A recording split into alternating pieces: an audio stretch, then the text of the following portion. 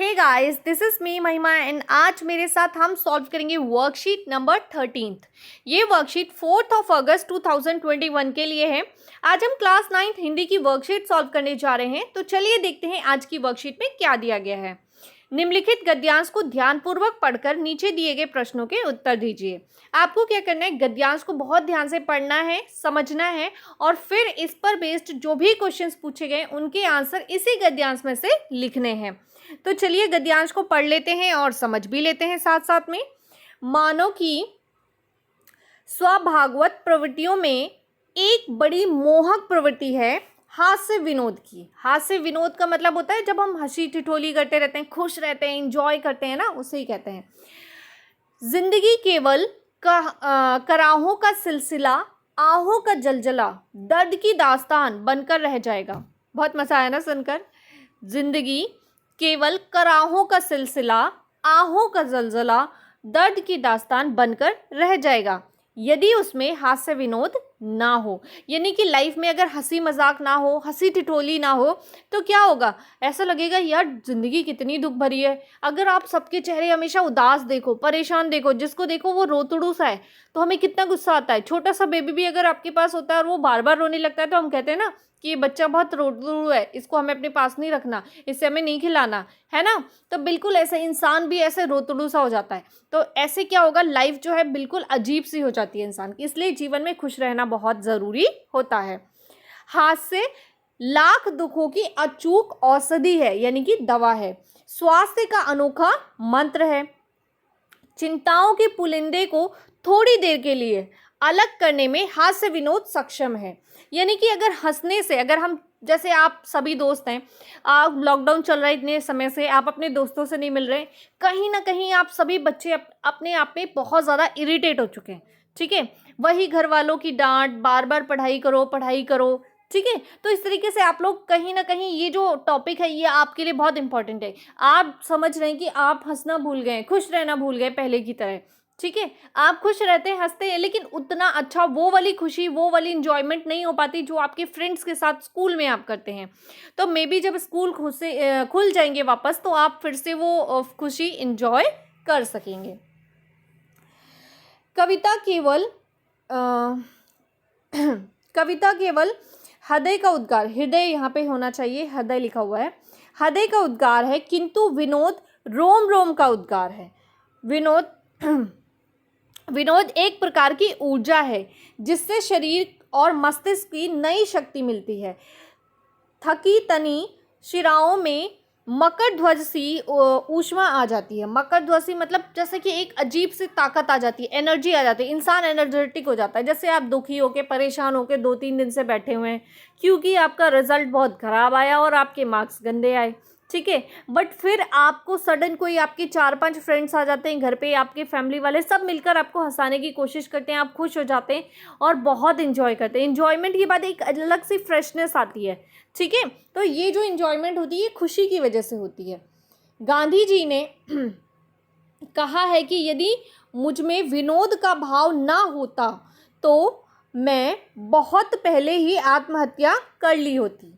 गांधी जी कहते हैं कि अगर विनोद का भाव यानी खुश रहने की आदत ना होती तो क्या करते, वो जी ही नहीं पाते। संतों ने भी कहा है यदि दुखों में भी सुख की अनुभूति चाहते हो तो हंसमुख बनो। यानी कि अगर आप दुख में भी खुश रहना चाहते हो तो क्या करो, हंसमुख बनो। अगर आप किसी से प्यार से बात करेंगे, हंसकर बात करेंगे तो सामने वाला भी आपसे हंसकर बात करेगा। और जब दो लोग आपस में हंसकर खुशी वाली बातें करेंगे तो अगर आप दुखी भी हैं तो अपने आप मन खुश हो जाएगा। वह मनुष्य बड़ा ही भाग्यशाली है जिसे विधाता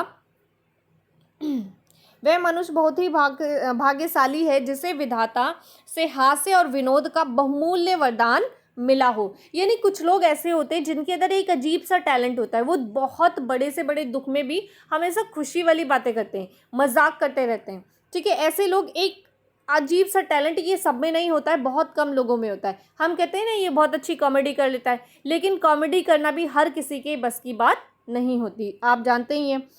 फोटोग्राफर फोटो खींचने के समय चाहता है कि आप एक क्षण के लिए मुस्कुराएं, किंतु विधाता यानी भगवान जो है, फोटोग्राफर चाहता है, भगवान जो फोटोग्राफर है वो चाहता है कि आप जीवन भर मुस्कुराते रहें। ठीक है, यानी कि आप हमेशा खुश रहें, क्योंकि हम सभी लोग क्या हैं, भगवान के बच्चे हैं।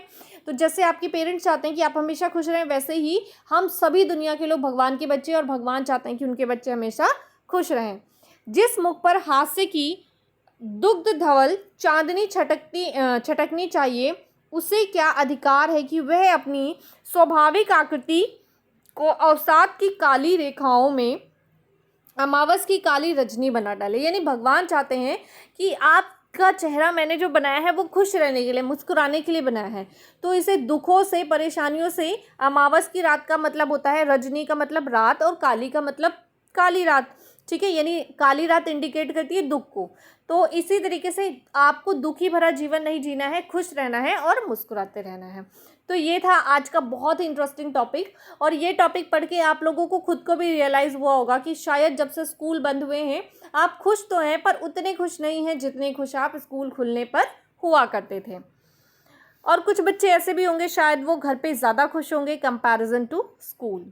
तो ये था आज का हमारा इंटरेस्टिंग टॉपिक। चलिए इस पर बेस्ड क्वेश्चंस देख लेते हैं। आज हमसे क्वेश्चंस पूछे गए हैं। क्वेश्चन नंबर 1, जीवन में हास्य विनोद परमावश्यक क्यों है? क्वेश्चन नंबर 2, हास्य विनोद में कौन सा समास है? प्रश्न नंबर 3, हास्य हमें किससे मुक्ति प्रदान करता है? 4, ऊष्मा का सही अर्थ बताइए। और 5वां क्वेश्चन है जो कि लास्ट क्वेश्चन है, लाख दुखों की औषधि किसे कहा गया है? ठीक है, तो ये है हमारे आज के सभी क्वेश्चन। चलिए शुरू करते हैं इनके। तो आज का फर्स्ट क्वेश्चन है, जीवन में हास्य विनोद परमावश्यक क्यों है? इसका उत्तर देख लेते हैं। जीवन में हास्य विनोद परमावश्यक इसलिए है क्योंकि बिना हास्य विनोद के जीवन निरर्थक, नकारात्मक, दुख भरा हो जाएगा, जिसे जीना बहुत कठिन बन जाएगा। क्वेश्चन नंबर 2 है, हास्य विनोद में कौन सा समास है? तो हास्य विनोद में द्वंद्व समास है। क्वेश्चन नंबर द्वंद्व समास का मतलब होता है जैसे कि माता पिता, सुख दुख, अच्छा बुरा, ये सब द्वंद्व समास के एग्जाम्पल्स होते हैं। ऐसे ही हास्य विनोद भी इसका एग्जाम्पल है। क्वेश्चन नंबर 3 है, हास्य हमें किससे मुक्ति प्रदान करता है? इसका उत्तर है, हास्य हमें सभी दुखों से मुक्ति प्रदान करता है तथा हमारे अंदर ऊर्जा का संचार करता है।